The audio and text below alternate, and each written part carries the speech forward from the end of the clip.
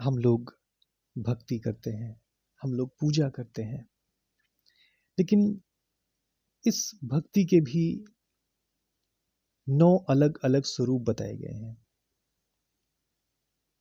और प्रत्येक स्वरूप में एक-एक शर्त है। भगवान कहते हैं, प्रथम भगति संतन कर संगा, साथ नहीं संग। तन से किसी के पास रहना साथ रहना है और मन से किसी के साथ रहना संग रहना। कितना अद्भुत! संतों के साथ मन से रहना चाहिए। दूसर रति मम्मी कथा प्रसंगा, कथा सुनने में आनंद आना चाहिए, उसमें रुचि होनी चाहिए। गुरुपद पंकज सेवा, ठीक है, लेकिन शर्त क्या है? तीसर भगति अमान, चौथी भगत मम गुण गण। शर्त क्या है? करहि कपट तजगान। व्यक्ति को पूजा के समय, व्यक्ति को गीत के समय कपट मन में नहीं रखना चाहिए। मंत्र जाप मम दृढ़ विश्वासा, मंत्र जाप के समय दृढ़ विश्वास होना चाहिए। पंचम भजन सुवेद प्रकाशा, छठ दमशील विरति कहु बहुकर्मा, लेकिन निरति निरंतर सज्जन धर्मा। सातो सम्मोहि मय जग देखा, मोहिते अधिक संत करि लेखा। आठों यथा लाभ संतोषा, सपन्यों नहीं देखा पर दोषा। सपने में भी दूसरे का दोष, दूसरे की से ईर्ष्या, इसको त्यागना चाहिए। नवम सरल सब छल हीना, मम भरोस ही हर्ष न दीन्हा, हर्ष न दीन्हा। ये 9 प्रकार की भक्ति के स्वरूप। 9 माँ जिनके एकौ होई, वो ईश्वर आपको बताता है कि 9 माँ जिनके एकौ होई, नारी पुरुष सचराचर कोई। सौ अति समप्रिय भामिनी मोरे, सकल प्रकार भगति दृढ़ तोरे, सकल प्रकार भगति दृढ़ तोरे। इसलिए इन 9 प्रकार की भक्ति में कोई ना कोई एक शर्त शामिल है। इसी एक प्रकार की भक्ति का उदाहरण, एक गांव के बाहर एक मंदिर था। अच्छा, वो गांव से बाहर था, जंगल में था, इसलिए उसे विपिन बिहारी जी का मंदिर कहते थे। गांव के लोग बड़ी श्रद्धा भाव से शाम सुबह मंदिर में दर्शन करने जाते और उन्हें प्रणाम करके लौटते। अच्छा, मंदिर के उस पार एक नदी थी और नदी के उस तरफ एकांत में एक कुटिया बनी थी और उस कुटिया में एक वृद्ध साधु रहा करते थे। वो कभी कभी मंदिर दर्शन के लिए आया करते। एक दिन सायंकाल पुजारी आरती की थाल सजाकर आरती की तैयारी कर रहे थे। बस दीपक जलाने ही वाले थे, जलाने ही जा रहे थे, तभी किसी ने कहा, अरे देखो देखो, महात्मा फंस गए नदी के कच्चे पुल में। समय वर्षा ऋतु का था और वो निकल नहीं पा रहे हैं। पुजारी जी ने भगवान को प्रणाम किया, आरती वहीं छोड़ दी और सरपट संत को बचाने के लिए दौड़े। उनके प्रयास ने संत का जीवन बचाया और वो संत को निकाल लाए। लोगों ने बहुत भला बुरा कहा कि वो आरती छोड़ के कैसे, ये तो ईश्वर का अपमान हुआ। इधर पुजारी जी ने प्रेम से संत को स्नान कराया, उनको वस्त्र पहनाए, आराम कराया और फिर भगवान की आरती की। महात्मा बहुत प्रसन्न हुए और जाते जाते कह गए कि मैं शरद पूर्णिमा के दिन फिर से आऊंगा। पुजारी जी ने उनको प्रणाम किया और प्रेम से उनको विदा किया और खुश हुए कि वो शरद पूर्णिमा को पुनः उनकी सेवा का अवसर मिलेगा।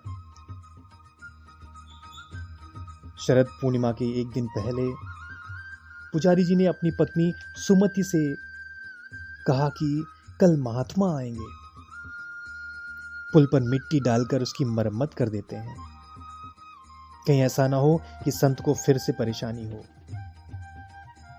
मैं मिट्टी खोद खोद कर टोकरी भरूंगा और तुम सिर पर रखकर मिट्टी डालते जाना, और ध्यान रहे भगवान का नाम भी लेते रहना। संत की सेवा का सौभाग्य आज हम लोगों को मिल रहा है, प्राप्त हुआ है। पत्नी ठीक है। तन सो सहत दुख, तन सो सहत दुख, मन सो करत काम, मुख सो जपत नाम श्याम यदुवीर को। तन सो सहत दुख, मन सो करत काम, मुख सो जपत नाम श्याम यदुवीर को। और वो मिट्टी डालने लगी, नाम जप रही मन में, श्याम श्याम, राधे कृष्ण राधे कृष्ण। तब तक देखा क्या कि देखो विनीत शीघ्र, देखो विनीत शीघ्र, सती को सहायक बन, वन से सिधायो एक बालक अहीर को। एक बालक अहीर को, एक सुंदर सी मुस्कान, सांवली सी सूरत, प्यारा सा मुखमंडल, और मुखमंडल में एक तेज, एक अलग ही तेज। मन में आवे मानो देखते जाएं, देखते जाएं। एक ग्वाला आ गया और वो मिट्टी की टोकरी सुमति से लेकर अपने सिर पर रख ली। सुमति बोली, अरे अरे क्या कर रहे हो, क्या कर रहे हो? टोकरी उठाई, ठानी काम की न डोल ही कहूं, और बानी मधुर बोलियो हरइयो पर पीर को। मैया मैया घर जाओ, मैया घर जाऊ पे समैया पे रखियो ध्यान, दिवैयो प्रसाद मोही पूड़ी और खीर को, पूड़ी और खीर को। हे मां, कल शरद पूर्णिमा है, मुझे खीर और पूड़ी बहुत पसंद है, कृपया करके आप खीर और पूड़ी का प्रसाद खिलाना। सुमति मंदिर में वापस चली गई और मिट्टी की टोकरी वही बालक डालता रहा। थोड़ी देर में पुजारी जी ने देखा कि गड्ढे में कितनी और मिट्टी पड़नी है, और जैसे ही पीछे मुड़कर देखा सो टोकरी ग्वाले के सिर पर। पुजारी कहने लगे कि दृष्टि पछारी परत ही, भय दोनों दृग लाल, पत्नी के शुभ काम को करत विलोक्यो ग्वाल। और ललकारा, तू कहां से आ गया, आयो कहां से तू, मूल मार्ग बनावन हेतु, सुकृत बटाएं लेत सुमति कुमारी के। सुमति कुमारी के सुकृत को बटा रहा है, उसके पुण्य अर्जित कर रहा है। और दांत किटकिटात गारी देत पिछारी परे, तज के कुदारी कहें जात कहां दारी के, जात कहां दारी। अभी देखता हूं, और पीछे दौड़ लगा दी। अब बालक आगे आगे सिर पे टोकरी रखे हुए, और पुजारी पीछे पीछे। गांव दूर था, पुजारी के डर से बालक को कुछ नहीं सूझा और बालक मंदिर में घुस गया। पुजारी भी पीछे पीछे मंदिर में प्रवेश किए। मंदिर मां प्रविशों, मंदिर मां प्रविशों, विनीत जौ विचित्र बाल, देख के चरित्र चक्षु चकित हो पुजारी के। सिंहासन पे टोकनी, सिंहासन पे टोकनी, आसन पे माटी पड़ी, और अंगन पे धूल चढ़ी विपिन बिहारी के। अंगन पे धूल चढ़ी विपिन बिहारी के। वो सिंहासन जिसमें भगवान विराजमान थे, वहां पर मिट्टी की टोकरी पड़ी हुई थी। जिस आसन पर बैठकर पुजारी पूजा किया करते थे, प्रसाद दिया करते थे, उसमें मिट्टी का ढेर पड़ा हुआ। और भगवान विपिन बिहारी के पूरे अंगों पर धूल सनी हुई, मिट्टी सनी हुई। और ज्यों ही पुजारी ने देखा, अचंभित, अवाक, स्तब्ध, पुजारी के मुख से एक भी शब्द नहीं निकल रहा, आंखों से आंसू बहने लगे, फपक पड़े, अनायास ही आंखों से अश्रु जलधारा निकल पड़ी, शरीर सुन्न पड़ गया। ऐसा चरित सुना नहीं देखा, ऐसा चरित सुना नहीं देखा। उदय हो गई आज पतित की, कौन पाप की रेखा। पुजारी नम आंखों से ईश्वर से कहते हैं, विपिन विहारी से कहते हैं कि मेरे कौन से ऐसे पाप थे,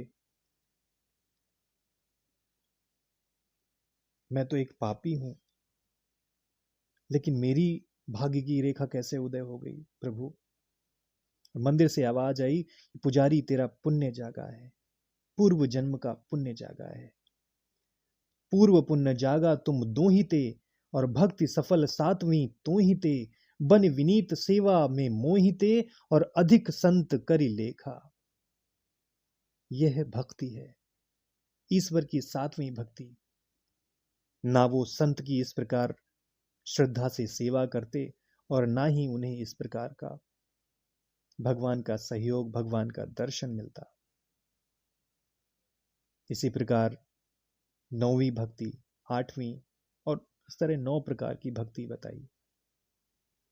इनमें से किसी भी एक प्रकार की भक्ति से जीव का कल्याण निश्चित है, निश्चित है, निश्चित है। किसी भी एक प्रकार की निस्वार्थ भक्ति इस जन्म मरण के बंधन से मुक्त कर आपको भव सागर से पार करा देगी, आनंदित करा देगी। जय श्री कृष्ण।